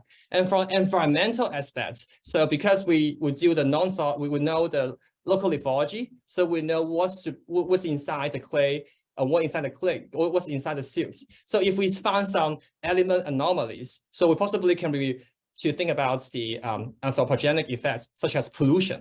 So this is another very useful application. So we are still exploring the opportunities right now. So hopefully the protocols or the method we developed can be used in other sectors rather than just purely for research or geochemical community. Yeah. Fantastic. Thank you very much indeed. Great stuff. Thank you. Okay, Otto, when you're ready, please step up.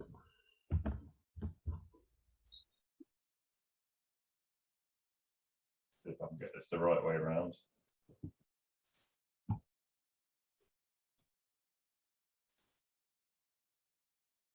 Are you seeing a speaker view or a presenter view? I've probably got it the wrong way around. Presenter view at the moment.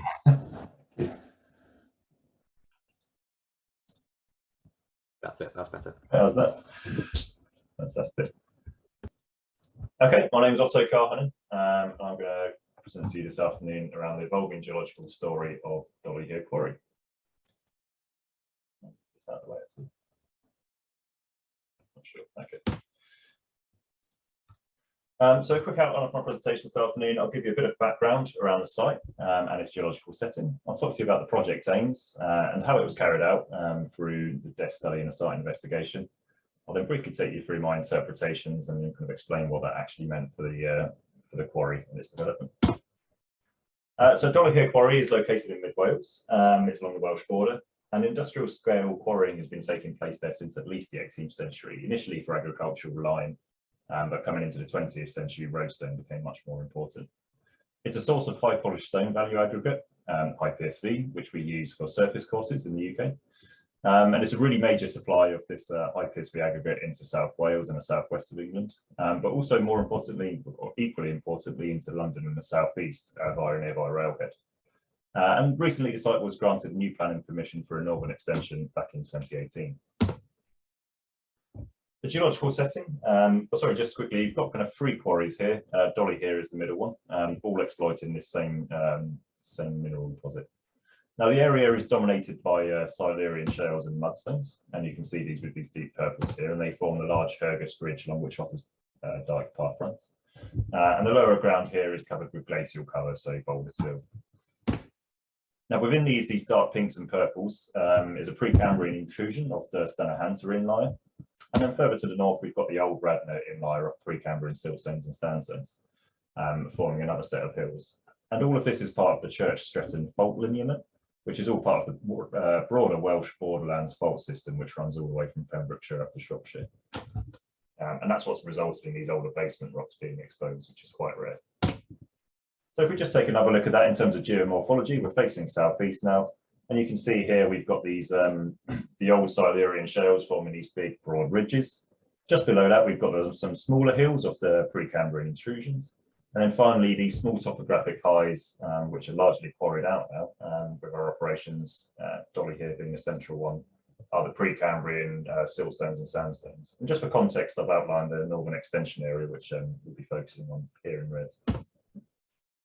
So the complexity of the wider geology is well represented within Dollyhair Quarry itself, which isn't ideal because in quarrying, we like the rock to be homogeneous, pretty boring, uniform, and sadly that is not what we've got at Dollyhair, which does pose some production challenges.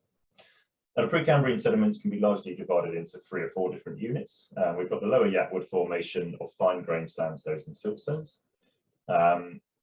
while the overlying upper Yatwood formation consists of slightly coarser, fine-grained sandstones with occasional pebbly beds in slight and graded sequences. And you can see in the quarry facing here, this is that big fault-bounded block in the middle here.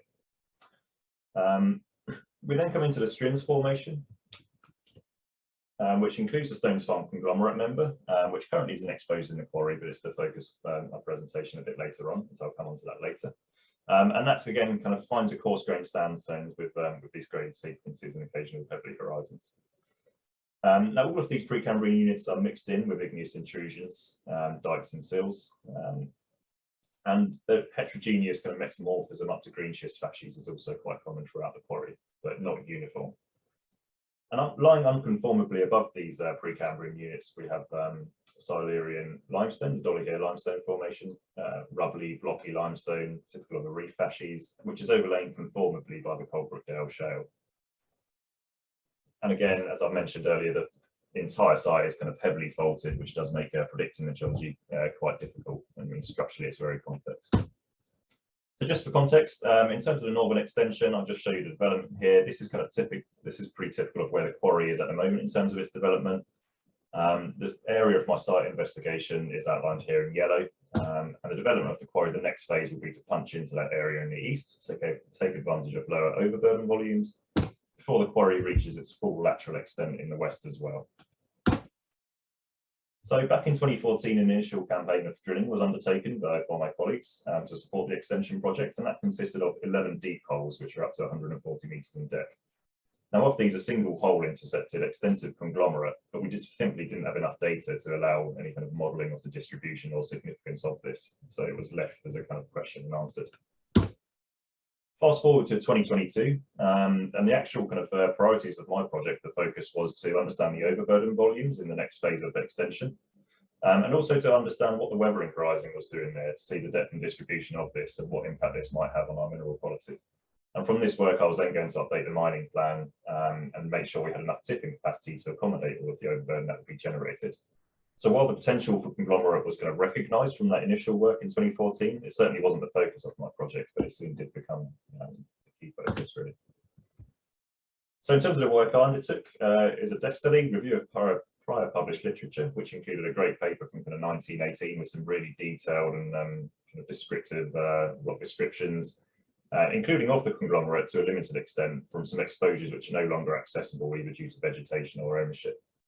I reviewed the internal company geological and mapping reports that have been generated by kind of my colleagues within the department, including some geological maps. And then a lot of the focus was really on understanding, kind of reviewing the 2014 drilling data. So we had good core photos and detailed logs, although unfortunately the cores themselves weren't available. And as part of that 2014 programme of initial exploration as well, enhanced GPR surveys with an interpreted report was kind of provided for us as well. So for myself, this allowed me to plan my site investigation. Drilling was completed by Apex Drilling between March and April 2022. And my investigation consisted of 8 cored holes drilled to a depth of 40 metres and 15 open holes drilled to a depth of 25 metres. And you can see the distribution of the holes here, focusing on the eastern limb of the extension area, i.e. the next phase of development. The open holes and 2 of the cored holes were logged using optical televiewer and natural gamma. And actually we've started using UAV surveys within Tarmac, so that allowed me, as well as traditional face mapping, to actually digitize out some of those geological contacts, as well as some classic fault indicators. So in these green fields here yet to be stripped, we had some seepages, some kind of wet linear features, which I was able to interpret as faults and fit them quite nicely into my model. So the results would just say actually the combination of televiewer and natural gamma proved excellent. You can see here televiewer alone, you certainly won't be able to distinguish the geological contact here, but coupled with the gamma, you can really pick out this kind of transition from shale into limestone. The limestone having a much lower natural gamma content because it doesn't have those clay particles in there. It's very clean in this site. The cored material, hence doing the 2 of the cored holes, was to calibrate the geophysical logs so that we could really tie those back in terms of what we were seeing in the core. And then the core was sent to the labs for quality testing of the standard suite of aggregate tests. And what I found from that was actually we had minimal weathering off the gritstone, probably due to the much thicker overbuilding cover that we've got along this eastern area compared to the existing quarry. The surprising aspect was that we discovered a much broader range of conglomerate kind of than we were anticipating. So the distribution of this was much larger. And you can see here this conglomerate is basically nice pebbly stuff with kind of these graded sequences varying anything from ½ a metre to a metre in thickness, and you can really pick those out nicely in both the core and the televiewer. So based on some structural picking that was done previously back in 2014, I was able to use that to basically model the conglomerate beds or bands, as I like to think of them. So we're not talking kind of pure conglomerate, but essentially almost lenses where this conglomerate tends to be dominant. And my model suggests that that's conformable across the centre and west. However, in the east, towards the east of the extension area here, the distribution is much more fault controlled. What I've also modelled as a result of this is that there's a major fault running kind of east to west, pretty much parallel with the track that's separating the future extension area from our current dig. And that's also controlling the distribution of the Dolly Hair limestone, hence we don't find that in the northern extension. And similarly, that's the reason that we haven't seen this conglomerate yet in our current quarry. And yeah, you can just see that model in 3D using our SS software package, just showing those blocks of conglomerate dense or conglomerate dominated beds modeled within the final pit shell. So my interpretation for this conglomerate, essentially, or for the actual site itself, we're really looking at a whole sequence from the kind of fine-grained laminated siltstone sandstones of the deep turbidites, prograding up essentially into these kind of mixed turbidite, submarine turbidites, almost a deltaic facies. So I think probably what's represented at the Dolly here in the northern extension, based on the core I've uncovered so far, is more submarine, so probably representing number 2 of this mixed turbidite system in the conceptual diagram presented here. But actually across the site we're seeing this entire kind of deltaic progradation, which is really exciting. And that's really nice actually because it ties in with a similar interpretation done by Pauly back in 1990 for pretty much the same types of rocks that we're seeing near Shrewsbury, again part of this whole church strip and fault lineament. And you can see here we've got some conglomerate members in those kind of coarser units as well. In terms of the limestone, the Dolly here limestone itself, very blocky, represents a true reef structure formed in these paleotopographic highs, and then we transition into these deeper marine environments where the shale was being formed, still with some limestone, but heavily dominated by shale. Now, previously, based on the GPR interpretations, a lot of that shale had been modelled as limestone. You can see that here in the blue. Having better core coverage allowed me to kind of say, well, that's not accurate. This is an economic mineral. So unfortunately, I was responsible for writing up the overburden volume and kind of writing down our limestone reserve essentially. So the outcomes of that, I was able to update the total overburden volume and check on our whole life tip capacity. You can see that that's the final pit shell with our big out pit tip to the west. Fortunately, the site investigation showed that we had limited impact of weathering, so there was a reduced second grade volume. This is a poorer quality material, which we can sell as fills instead of premium products. I was then able to update the reserve estimate, including a breakdown of the conglomerate and kind of these conglomerate or coarse bed tonnages.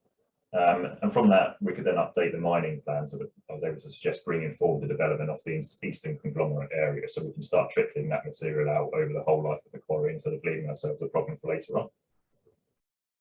Just some very quick reflections. The importance of the depth study and the literature review to kind of understand the regional and the site level geology is absolutely fundamental. Enhanced GPR is useful for understanding the structure in areas like this, but it can't be relied on alone, as you can see from the limestone interpretation that had to change.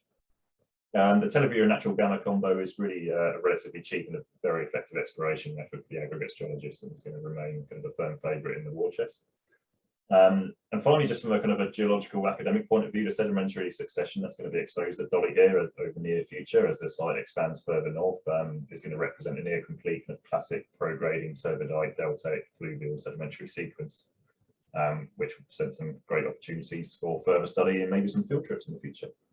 But that's it from me. Thank you very much for listening. Thanks very much, Otto. That's great. Ruth, can I start with you, please? Yeah, thanks, Otto. It was lovely to see some pictures of quarry faces and of core, really demonstrating that rock is anything but boring. I was really struck by your comment, we like the rock to be boring and homogeneous. And that's really leading up to my question, which is, what would you say, or what do your geotechnical colleagues say, are the principal geotechnical hazards and settings to which the complex geology gives rise? Yeah, so the entire site is basically really messed up in terms of the discontinuity. So when we're looking at kind of stabilities and which face orientations are favourable, the answer really is there aren't any. We pretty much have to predict for the worst case in terms of all of those face orientations, and as a result, we're kind of, part of it's experience led in terms of how kind of narrow we can push the benches and how high we can get the faces. But also it's really hard to, there's so much kind of discontinuity data within the televiewer logs. Actually, that's what made picking out the kind of bedding really difficult, because it's really masked by the kind of secondary tectonic overprinting that's happened across the site. So yeah, it's simply kind of any failure mechanism you can imagine at the quarry, we get it, and especially wedges is kind of the big danger for us. So we do have to kind of design the quarry accordingly. Okay, so wedges are important. So is that the top one, or would you put something else in first place as the principal hazard?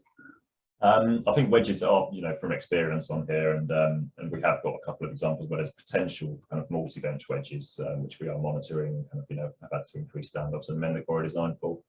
But yeah, kind of bench scale wedges is just something that we have to live with and work with, and we have reduced the face heights accordingly. And it's really about engaging with the operators and making them aware of those hazards so that they can, pick those out in the rock faces when they're working. And how about rockfall? Rockfall, very common, kind of it occurs basically, and we manage those with rock traps essentially. So a big exclusion bund, kind of designed pretty much in accordance with the Ritchie criteria. If there's areas which give us a bit of concern and we've got certain features, that's where actually that's the nice thing about a geologist and tarmac, we're going to dip into all aspects of it. We'll go and advise and then kind of instigate a bigger standoff essentially. We are quite lucky that compared to the civils world, we've always got kit on site. We've got people that are used to that. We don't finish a project and walk away. So we're fortunate in the sense that we can manage failures, and we don't simply have to kind of prepare for very high factors of safety.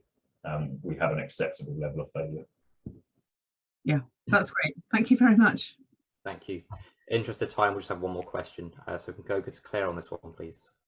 Thank you very much. Otto, thank you. That's really taken me down to my first graduate days. And Ruth, I think you may recall us on the high speed aggregate project, etc. with Alan Thompson. So thank you. My question to you, Otto, conglomerate is the problem child. Why? Essentially, in terms of the PSV, so as I mentioned, the site really kind of is a very profitable unit for us because it produces this high polished stone value aggregate, which is great for surface courses. With the conglomerate, there is a risk that these bigger, smooth, rounded grains essentially pluck out. So we think we can manage it, and part of the reason for bringing forward the kind of development of that area is to start trickling that material out, but also see what we can do with it in terms of some production trials. And we can do all the lab tests we want, but until we actually kind of start putting that stuff through the crusher and seeing the process, how it's set up at that plant, we won't be able to see how suitable it is. It's still a really strong, competent rock, so I've got kind of no doubt that it will make at least, a good sub-base or type one. But it's just understanding what we can do with it, which is then next stage of quarry planning and how we manage that rock. Thank you. Okay, thank you to all of our presenters so far. We're going to break out into a separate room for the judges now. At the same time, we'll run through the AGM for the Early Career Network.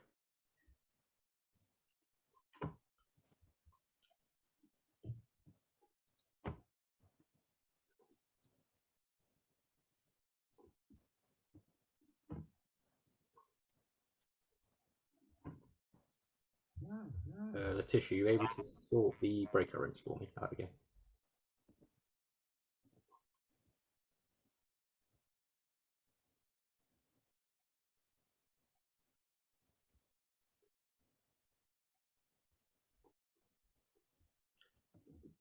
Okay.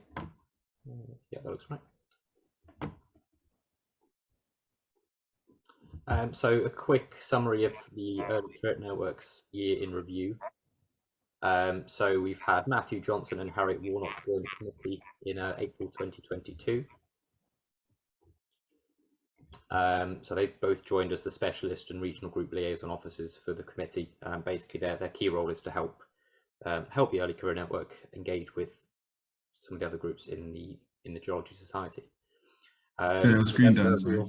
Sorry, Alex. Do you want to share your screen? I was sharing it. Has it not come up? Is it working now? Is it working now? No, it is, yeah. There we go. Okay, good. Thank you.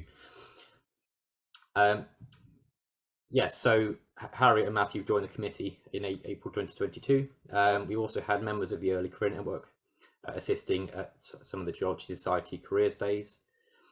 We've been engaging with the Geological Society for the launch of their new mentorship program, which should hopefully be starting sometime this year. And in November 2022, we also had a webinar from Rock Science, who are a software developer, which was a webinar of worldwide attendance for us. So it was quite a good step in the right direction. In terms of announcements, Thomas Skiggs is leaving our committee. He's resigned his role at the end of his term. Thomas has been part of the committee for several years, and we're very grateful for everything he's done. Also sad to say that Serdar is also leaving our committee this year at the end of his initial term. He joined in 2020. He's worked with us at several of our careers events and helped at some of our webinars as well. So I wish you all the best going forward. In terms of our sort of year ahead, as I mentioned earlier, there's this mentorship program with the Geological Society. The Early Career Network hope to have a fair bit of involvement in that, whether that's us helping with as mentors or helping to link mentors and mentees together. We're also planning to increase our in-person events this year, so in-person networking, career guidance, and just general in-person events. And we're also looking to improve collaboration between specialist and regional groups to promote knowledge sharing and opportunity. I'm going to hand over to our treasurer, Alex, now. Thanks, Dan. Thank you very much. So as Dan said, we've had a few committee members leave us this year, so we do have some spaces. I'm currently the interim treasurer, I should say. So there is the treasurer role up for grabs as well as a new role that we've introduced called vice chair. If anyone is interested in joining the committee, please apply via the email on your screen. All you require is an introduction, background, including why you would like to join the committee, max 1 page of A4, and the deadline is currently set for the 31st of June. Now, on to some numbers, which is my main role here today. So before I go through the plans that we have the year ahead, if you change the slide, please, Dan. The year ahead. I should mention what we'd spent last year. So each year we get an allocation of a budget from the Geological Society itself. And last year we spent a total of £713.38. Now that actually leaves some left over at the end of the year. It was our intention to utilise that budget. However, as we're all aware, there's been a lot of strike action in the last 12 months or so, and that hampered pretty much our final end of year plans. So we did leave some money in the kitty there. Now, that being said, going on to this year, so as Dan pointed out, we would like to do more in-person events. Now, as we're all aware, costs have risen across the board for all of us in many different ways. This is no different for us. It's very expensive to host an in-person event. This event today was supposed to be online, but again, hampered by rail strikes, which has actually saved us some money. So I guess I'm happy from that perspective. But going forward, we would like to obviously do more of these things. Now, because costs are rising across the board, whatever it may be, this does actually restrict the number of in-person events we're actually able to hold anyway. So we are looking at potentially getting some more sponsorship on board to help us along in that endeavour. In addition to that, obviously, we'll look to build on our brand, increase our reach and going forward as well. But as you see there in the plans for this year, we plan to do a social sometime in the summer, another event in September, October, and then obviously an end of year event as well. So that's the budget. This is pending approval by the committee at this time, but thank you for listening to me, and I'll pass back to Dan. Thank you. Thank you very much, Alex. So just have a very short break while we wait for the judges to return, and then we'll have the announcement of the winner. Okay, welcome back, judges. Hopefully you can all hear me still. So Ruth, I'm going to hand over to you if you could please announce the winner of the Early Career Award 2023. Well, it's my great honour and pleasure to be speaking on behalf of the judges. We've had a lovely afternoon. Thank you very, very much to the for the presentations you've given, all 5 of them. They were very, very different from each other. We learnt a lot.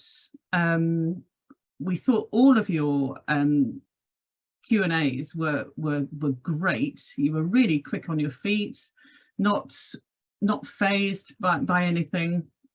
And so yes, it was a difficult decision, but we've really enjoyed it, and we've really enjoyed discussing our decision. And the decision we've come to, I'm not going to do all that music stuff like they do on MasterChef and stuff, is that the winner this year of the 2023 Early Career Geologist Award is Otto.